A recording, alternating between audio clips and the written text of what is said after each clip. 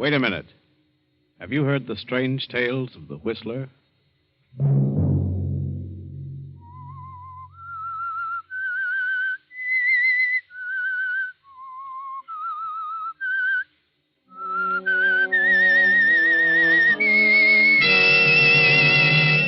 I'm the Whistler. I don't know what it is. It's a figure. I can't tell whether it's a man or a woman. It comes through the door and walks with outstretched arms toward my bed, reaching for me. Sunday night, and again CBS presents The Whistler. I, the Whistler, know many things, for I walk by night. I know many strange tales, many secrets hidden in the hearts of men and women who have stepped into the shadows. I know the nameless terrors of which they dare not speak. And so I tell you the weird tale of jealousy.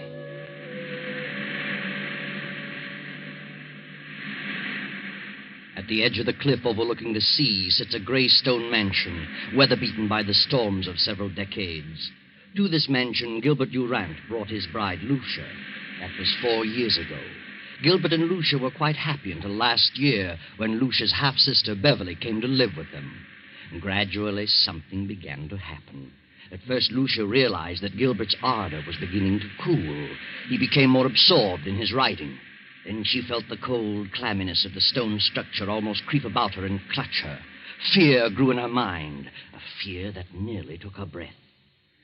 It is evening now, and Lucia, having excused herself at dinner, tosses on her bed in a fretful sleep. No. Don't.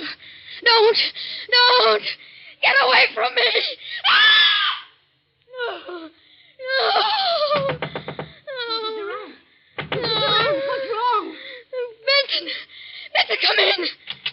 What was wrong? Why were you screaming? Benton, I must have been dreaming. It was horrible. You're white as a ghost. You're shaking like a leaf. Yes, I know. Oh, Mrs. Benson, I can't stand it. It's driving me mad. That makes the 4th or 5th time I've dreamed the same thing. The same thing in every detail. I've never heard you scream before. It always comes a little closer to me. Tonight, it almost reached me. It? What do you mean? I don't know what it is. It's a figure. A human figure. But I can't tell whether it's a man or a woman. It comes through that door and walks slowly across the room with its arms outstretched, reaching for me. Are you sure you were dreaming? Oh, now that I think of it, it isn't like a dream, an ordinary dream. Its reality seems to carry over even after I'm awake. Oh, that's what's made you so ill. This dream, if it is a dream, means something? Is that what you think? It's a premonition? Perhaps. What time is it? 9 o'clock. Where's Gilbert? Your husband went horseback riding over an hour ago. Your sister went with him. Beverly? Why didn't he ask me to go? Well, you know you haven't been feeling very well lately. Oh, yes. Yes, of course. Well, if you're feeling better, I'll go back to my room. Oh, yes, I'll be all right. Good night. Good night, ma'am. Beverly. Gilbert and Beverly.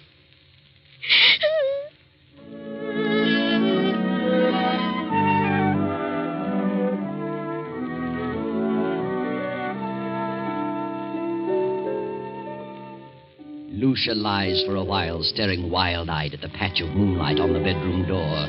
And finally she drops off to sleep. Then as the clock strikes 10:30, the door opens slowly, silently. A figure steps into the room and moves noiselessly through the moonlight to Lucia's bed and stands staring at her. Suddenly, Lucia opens her eyes. Gilbert, don't. Lucia, what's wrong with you? What are you doing in my room? Why, I just wanted to know how you felt. How long have you been standing there? Oh, just a few seconds. Oh, I was dreaming, I guess, and when I woke up, you startled me. Why were you yelling, don't? I don't know. I haven't the slightest idea. I talked to Dr. Hanby about you today. Told him you were run down, and he suggested I get a tonic for you. I'll drop in at the drugstore on my way home tomorrow evening. A tonic? Yes. What is it? Oh, I don't remember. Something in strychnine. Strychnine? Yes, he said it would give you an appetite. Where have you been, Gil? Oh, I've been riding. Nice moonlight night. Very pleasant. Did Beverly enjoy it? Yes, she's an excellent rider. I've decided to buy that filly from Thompson. Going over there tomorrow afternoon. Is Beverly going with you? Yes, she's a good judge of horseflesh. Why? Nothing. I just asked. Well, good night, Lucia. See you at breakfast? Yes. Good night.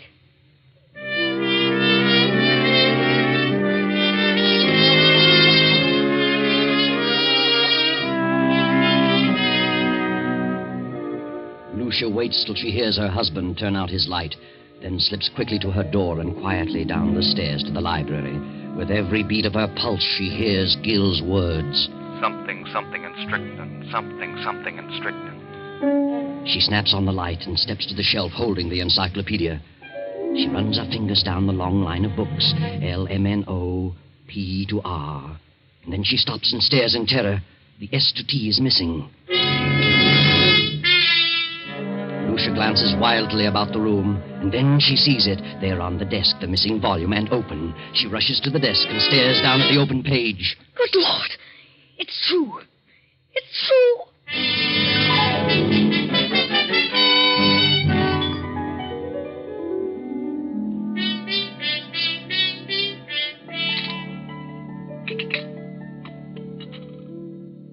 I'll tell you what, Beverly. I'll leave the deal entirely up to you. Up to me? Oh, Gil, that's not fair. Why not? Well, suppose she turns out to be a lemon. I don't think she will, because you're going to have the job of training her. Oh, you certainly flatter me. Not in the least. Oh. Good morning, Lucia. I just realized what time it was. You'll be leaving in a few minutes. Yes, it's 9 this very minute. I better step on it.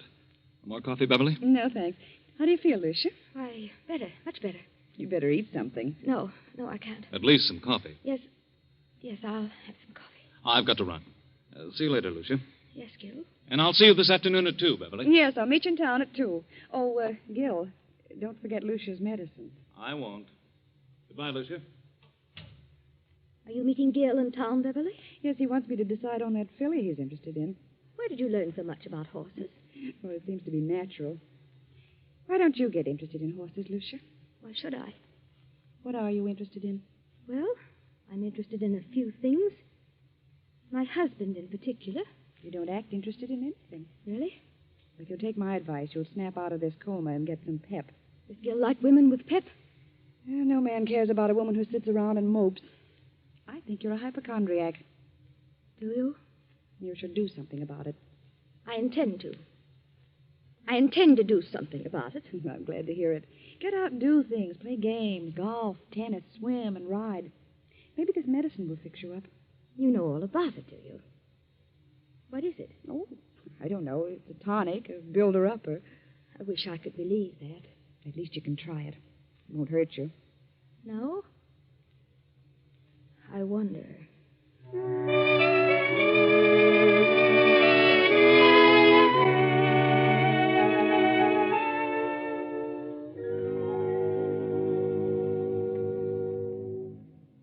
Oh, come in, Doctor. Yeah, Lucia. What'd you call me out here? What's wrong? I just couldn't make it into town. Oh, it can't be as bad as that. Did Gilbert talk to you about me yesterday? Oh, I saw Gil for a few moments at the club during lunch. Said you were run down. Did you give him a prescription for me? I never do that until I've examined the patient. You didn't give him a prescription. Why, no. What did you suggest for me? Oh, I don't know. Just mentioned a few tonics he might get for you. Spoke of beef iron and wine, and sherry and egg, and well, I don't remember what else. Then you mentioned nothing specifically. Don't think so. I see. What seems to be wrong with you, Lucia? I don't know exactly. Something has been happening to me that... Well, frankly, I'm afraid I'm losing my mind. Oh, come now. We all feel that way at times. I'm serious. Things happen to me in the night. What sort of things? First, I thought they were just nightmares. But when you have a nightmare, you wake up and the fear's gone. You realize the truth. This vision that comes to me haunts me through the waking hours as well. Vision? Something, I think it's a person comes through my bedroom door. Approaches my bed with outstretched arms as though it intends to strangle me. Each time it comes a little closer. My fear is that eventually it will get to me before I wake up. You always dream the same dream? If it is a dream, yes. Who is the person? I don't know. And you don't think it's really a dream? No. I think it's a premonition. Well, have you any basis for such a fear in real life? Is there someone or something that you're afraid of? Doctor, I'm convinced that they're not dreams. And I'm not asleep. Oh, nonsense. I'm positive they're not mere dreams. Well, I think it's all due to your rundown condition. You probably don't sleep as soundly as you should, and so you transfer sounds in the night to dreams, nightmares. That's exactly what I mean. If I'm only half asleep, I may be transferring actual movements and sounds into dreams. In other words, if someone slams the door in the night, I may half hear it and attribute it to a dream. Yes, go on. And perhaps I'm not dreaming. I think you'd better come into town and have a thorough physical. You mean a checkup by a psychiatrist? Well, I may have someone to help me. It's a usual thing, you know. Oh. Oh, Dr. Hanley. I'm so frightened. Oh, now. Everything's going to be all right. I'm afraid. I'm afraid that I'm going to die. That someone is trying to kill me. You're not going to die. That's ridiculous. I'll call you and make an appointment. Very well. In the meantime, try not to think about it. Keep your mind on something on the brighter side. Yes, I'll try.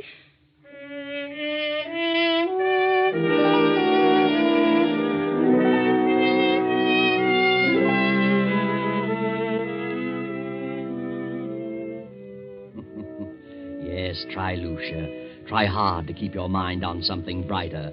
But you can't, can you? That awful gnawing of jealousy and fear occupy every moment. Gil and Beverly, Gil and Beverly. How could they do such a thing? Then, as the afternoon fades and dusk sets in, there is a knock at Lucia's door. Are you asleep, Lucia? No, I'm not asleep. How are you feeling? I seem to have developed a headache. Have you eaten anything today? No, I didn't care for anything. Well, this will help them. Better take a dose now. I'll measure it for you. What is it? Why? It's the tonic. Did Dr. Hanby prescribe it? Well, yes. Yes, he did. Where's Beverly? Down in the library. Did you buy the horse? Yes, Beverly thought she was a fine animal. I didn't know Beverly knew so much about horses. She's a horsewoman after my own heart. Is she? Rides like the wind, too. She had intended to go home tomorrow. She's staying on? She's got to. I wouldn't think of her leaving now. Why not? Well, for one thing, she's going to train the horse. And what else? Why, nothing else. Here, take this. It's a little bitter, but you'll get used to it. Gil. Go ahead. It won't hurt you. I don't want it. And why not? It has poison in it. Well, I suppose it does have a little, yes, but only enough to act as a tonic. I don't want it. I won't take it. I won't. Are you going to act like a child? Take it and quit arguing. I won't. I won't. This is ridiculous. I tried to do anything for you, and you act like a spoiled kid. I can't take it. You're impossible, Lucia. I'm afraid. You need this medicine, but you're too confoundedly stubborn. You'd rather sit around and mope all day. Very well, there it is. You can take it or not. Disgusted trying to help you pull out of this. Good night. No, wait, Gil. I'll take it. I'll take it. I don't care whether you do or not. There, I've taken it. Terribly bitter. And take another dose around 11. Gil, where's Mrs. Benson? Why, I told her she could have the night off. Thought she might like to spend the evening in town. You let her off? Yes, she's been sticking pretty close lately. Oh, yes. Yes, she has. Good night. Good night, Lucia.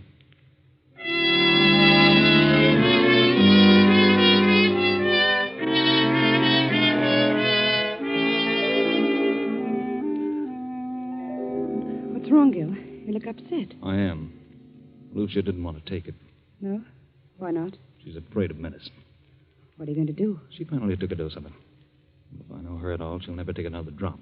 She's got to take it, Gil. You've got to figure out a way to make her take it. It can't be disguised. It's too bitter. Try something else. I'll try and coax her into it again. Isn't there something that tastes more pleasant or something that you could put in milk or orange juice? I don't know. Well, I'll find something. Of course you will. You've got to. I think Mrs. Benson is the cause of her dislike for medicine. She's keeping her upset. I'm I'm going to let Mrs. Benson go for 2 or 3 days. And maybe something can be accomplished. I'll speak to her now. Well, Benson, what are you doing standing here in the dark? I was just going upstairs to see if Mr. Durant wanted anything before I went out. I see. Oh, by the way, I'm staying home for a couple of days, and I thought that since you've been staying so close to the job, you'd welcome a few days' leave. Leave? Why, yes, but Mrs. Durant may prefer that I stay. I think you'd better get a little rest yourself. You needn't come back till Friday. But I don't need a rest. You come back Friday. Yes, very well, sir. I'll run up and see her before I go.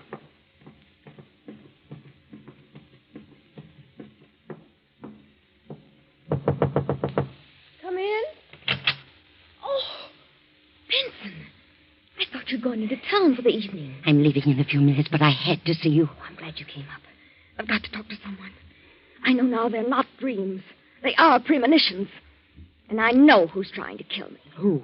My husband and Beverly. I know. You know? I just heard them talking low in the library. They were talking about the medicine. He said you were too stubborn and probably wouldn't take another dose.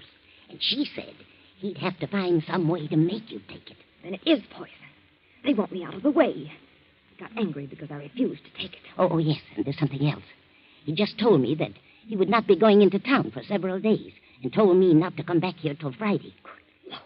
I'll go on into town as planned, but I'll slip back toward midnight and come up the back way. And I won't take a thing they give me. I'll be back at midnight. Thank you, Benson. Good night. Good night, ma'am.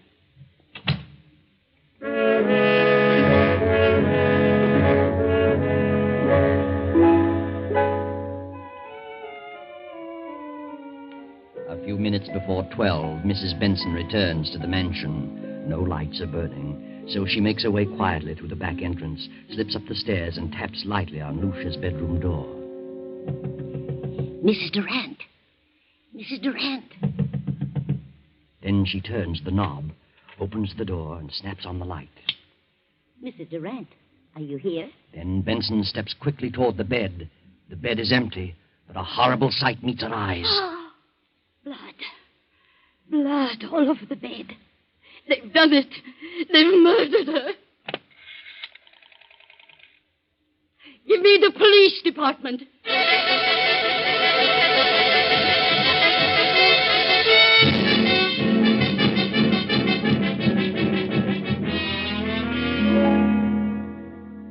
All right, Mrs. Benson.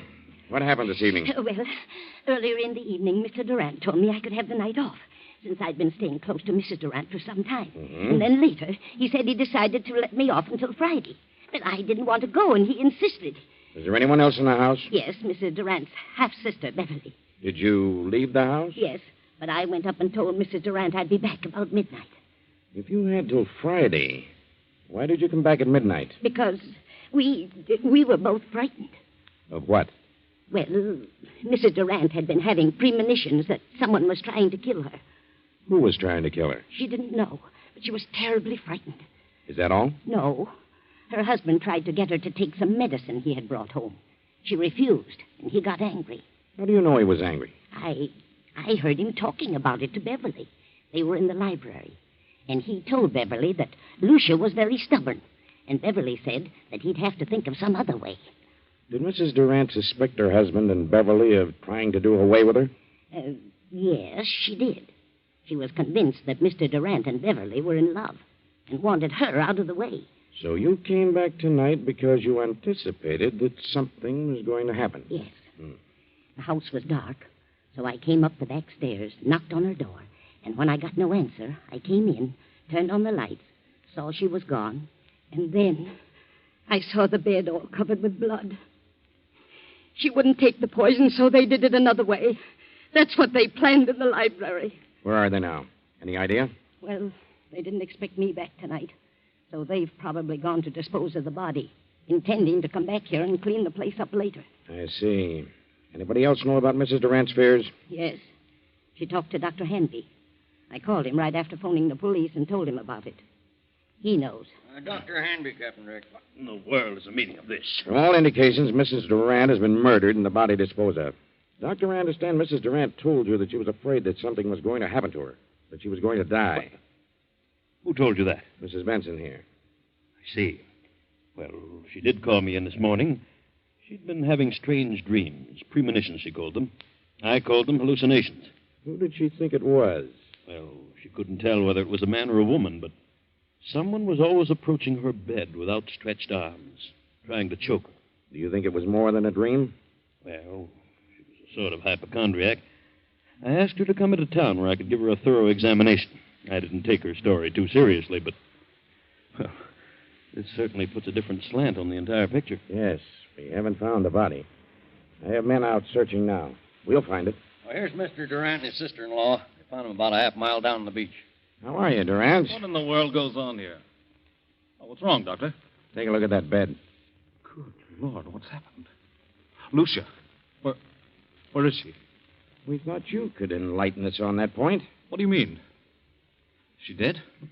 Where is she? Gil. Beverly. Give her some water. She'll be all right in a minute. But what's happened? We think your wife has been murdered. Murdered? What are you doing here, Mrs. Benson? I thought you were gone till Friday. Why did you tell her to go until Friday? Why, I thought she needed a rest. She's been having long hours. Where is Lucia?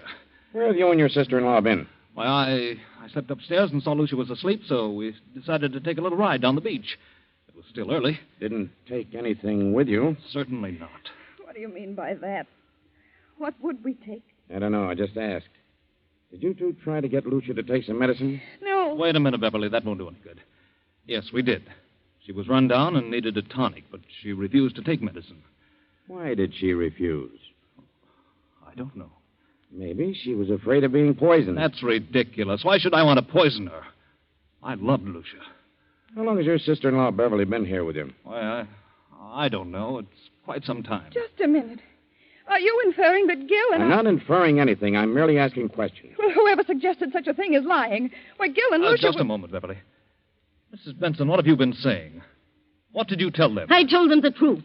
You think I planned to kill Lucia? Is that it? Yes, you and this woman. Why, that's You ridiculous. tried to get her to take some medicine. She knew you were in love with her sister, and you were trying to poison her. When did she come to that conclusion? She had premonitions. That means nothing. And besides, I heard you talking, you and Beverly, planning the whole thing. What? She's out of her mind. I heard you, I tell you.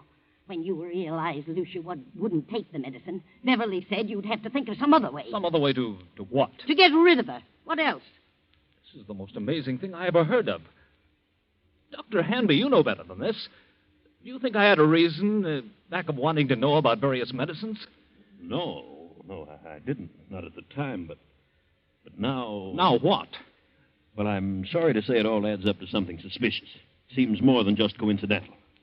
Do you think I killed Lucia? Well, look about you. Look at the room. What else am I to think? What was the tonic you tried to give your wife? It had strychnine in it. That right, Durant? Why, yes.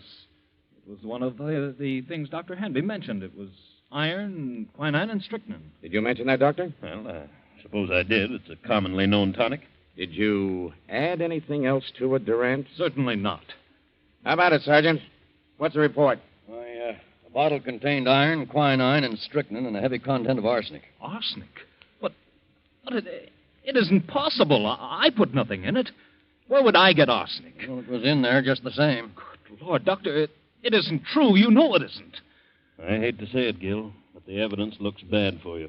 Benson knows what all this is about.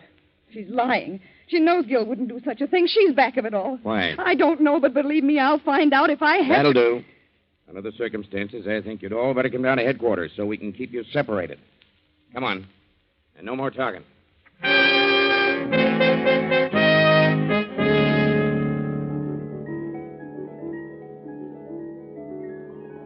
48 hours pass. Hours of relentless grilling, endless questioning. Finally, Gil and Beverly are released on a writ of habeas corpus. Now weeks have gone by, and Lucia's body has not been discovered, and so the district attorney is forced to make a public announcement that in spite of the apparent evidence, no murder charges can be preferred against Gil and Beverly due to lack of corpus delicti, the failure to produce Lucia's body.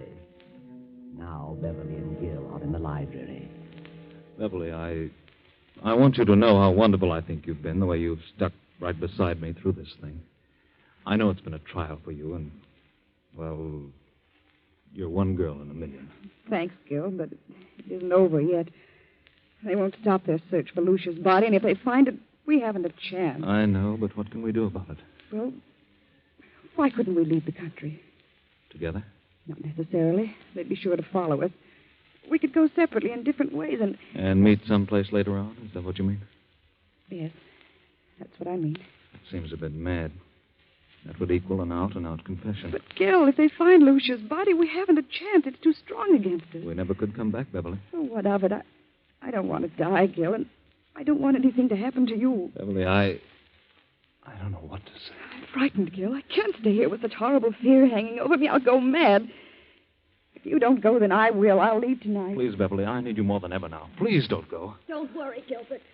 She won't leave you. Lucia. Good Lord. I won't let her leave you. I'll see that you both go together. And stay together for a long, long time. Lucia, what does this mean? We thought you were dead. Disappointed, are you? Where have you been? What happened to you? Coming to that. You thought I was dead. Well, I'm not. I'm live enough to pull this trigger. I've been behind those drapes, and I heard every word you said. Now I know you're in love with each other. Now I know you wanted to do away with me. In love? With Beverly? From the day she came here. She took you away from me. I did not. We never thought of such a thing, never. It never entered my mind. Why do you lie about it? You do love her. Why don't you admit it? I love Beverly? Yes. You certainly have a vicious mind, Lucia. For the first time, I see you for what you really are. I never even thought of such a thing. But now that you mention it, I realize the truth. Yes, I do love Beverly. Gil, don't. Why shouldn't I? And it's Lucia's fault. She's the cause of it. A suspicious-minded devil. She let her imagination run away with her. She built this thing up, and now it's boomeranged on her. Oh, what a mess you've made of things, Lucia. You mean you and Beverly, you didn't plan? Certainly not. You must have been out of your mind. Oh, Gil. Gil. I thought... I was sure. Oh, Gil. Gil. I'm sorry, Lucia, but that's the way it is. And you've no one to blame but your own miserable self.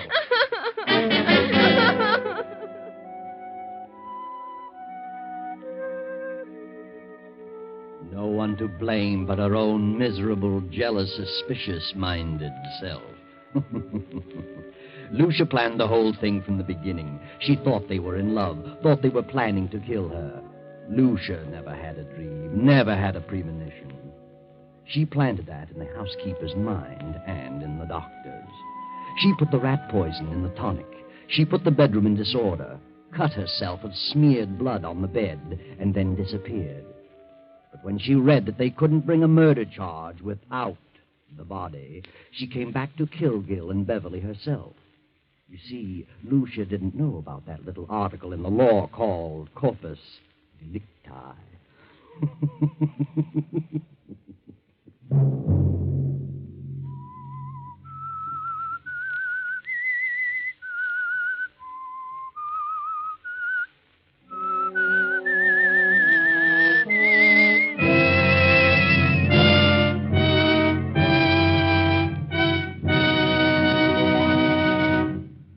CBS has presented The Whistler.